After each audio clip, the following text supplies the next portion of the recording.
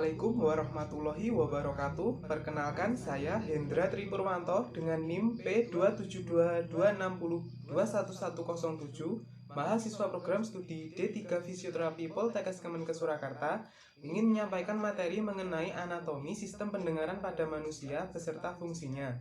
Video ini dibuat untuk memenuhi tugas teknologi informasi yang diampu oleh Bapak Sugiono FTR MHkes dan juga untuk mengedukasi teman-teman semuanya.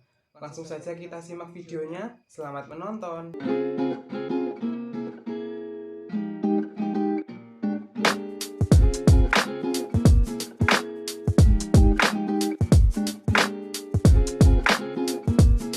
Halo teman-teman, gimana nih kabar kalian hari ini? Semoga selalu diberi kesehatan dan kelancaran untuk menjalani aktivitas hari ini ya. Oke, sekarang ayo sama-sama belajar mengenai anatomi sistem pendengaran pada manusia dan mengenal fungsi apa saja dari masing-masing bagian tersebut. Pada kesempatan kali ini, topik yang akan kita bahas adalah pengertian dari anatomi pada organ telinga manusia dan bagian-bagian dari sistem pendengaran manusia beserta fungsinya. Ada apa aja? Yuk kita simak sama-sama. Tahukah kamu apa yang dimaksud dengan anatomi? Anatomi sendiri berasal dari bahasa Latin yaitu ana yang berarti bagian dan memisahkan, dan tomi yang artinya iris atau potongan. Anatomi adalah ilmu yang mempelajari tentang bentuk dan susunan tubuh baik secara keseluruhan maupun bagian-bagian serta hubungan alat tubuh yang satu dengan yang lain. Kita semua tahu bahwasanya telinga merupakan salah satu organ pada manusia yang memiliki fungsi utama sebagai indera pendengar. Selain sebagai indera pendengar, telinga juga sebagai penangkap getaran suara dan sebagai pengatur keseimbangan tubuh. Lalu, di mana sih letak telinga itu? Bisa dilihat pada gambar di samping, bahwasanya letak telinga berada pada kranium, tepatnya dekat pada os temporal.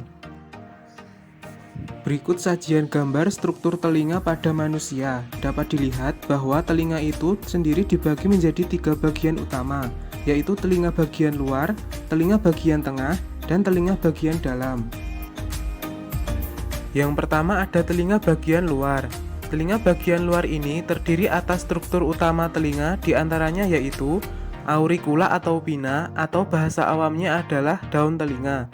Kemudian yang kedua ada liang telinga atau meatus auditorius externus, dan yang ketiga ada membran timpani atau bahasa awamnya adalah gendang telinga. Di telinga bagian luar ini juga terdapat helix, scapa, triangular fossa, antihelix, concha, dan auricular lobu yang merupakan bagian penyusun dari daun telinga. Pada telinga bagian luar ini juga terdapat beberapa syaraf sensorik, diantaranya saraf aurikular, saraf oksipital, saraf auriculotemporal, dan cabang aurikular saraf vagus atau saraf Arnold.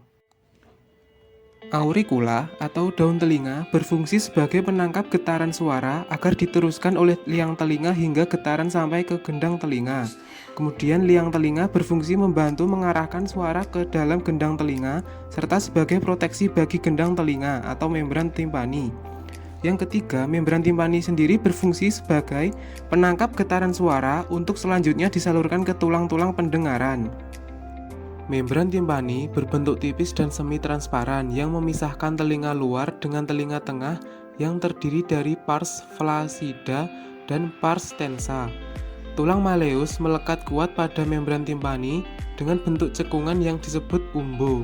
Struktur yang lebih tinggi dari umbo inilah yang disebut dengan flaccida pars, dan sisanya disebut dengan pars tensa.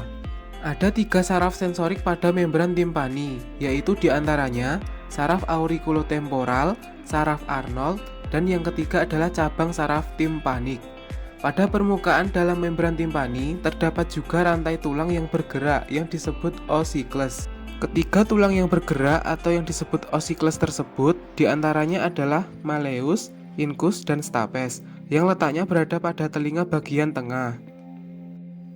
Yang kedua, telinga bagian tengah merupakan pangkal dari saluran eustachius sebagai penghubung telinga tengah dengan hulu kerongkongan dan juga hidung atau nasofaring. Saluran ini berfungsi untuk menyeimbangkan tekanan udara pada telinga luar dan juga telinga bagian tengah.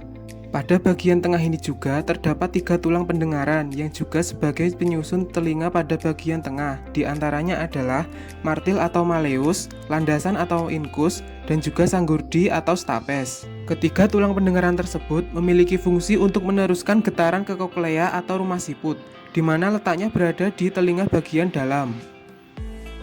Yang terakhir adalah telinga bagian dalam.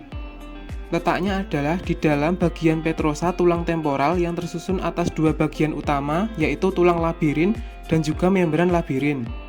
Tulang labirin merupakan tonjolan yang berfungsi membantu keseimbangan dan menyalurkan suara ke sistem saraf pusat. Tulang labirin terdiri atas 3 bagian, yaitu vestibula, koklea atau rumah siput, dan kanal semisirkular. Vestibula terdiri dari sakula dan utricula, yaitu sel rambut yang menjaga keseimbangan posisi kepala terhadap gaya gravitasi pada saat tubuh dalam keadaan diam. Kemudian ada koklea atau rumah siput, berfungsi meneruskan rangsangan getaran bunyi ke organ korti. Organ korti sendiri berfungsi mengubah gelombang suara menjadi impuls saraf. Perlu diketahui bahwa koklea merupakan organ terpenting yang berada pada telinga bagian dalam, yang berbentuk seperti cangkang siput. Bentuknya seperti tabung yang membengkok ke arah belakang sejauh 2,5 lingkaran dengan bentuk kerucut di ujungnya. Bagian ini memiliki 3 bilik, yaitu skala vestibuli, saluran koklear, dan skala timpani. Dan yang terakhir ada kanal semisirkular, yaitu saluran setengah lingkaran dari 3 saluran yang berbeda, yaitu kanalis semisirkularis horizontal, kanalis semisirkularis vertikal, dan kanalis semisirkularis transversal belakang yang berisi ampula. Ampula ini sendiri berfungsi untuk menentukan kesadaran posisi kepala saat terjadi gerakan rotasi atau memutar. Setelah tulang labirin, terdapat juga membran labirin atau ductus cochlear, merupakan bagian tengah saluran koklea yang berisi cairan endolimfe. Cairan ini membantu menstimulasikan reseptor organ keseimbangan dalam mentransmisikan gelombang suara sebelum akhirnya dikirim ke otak.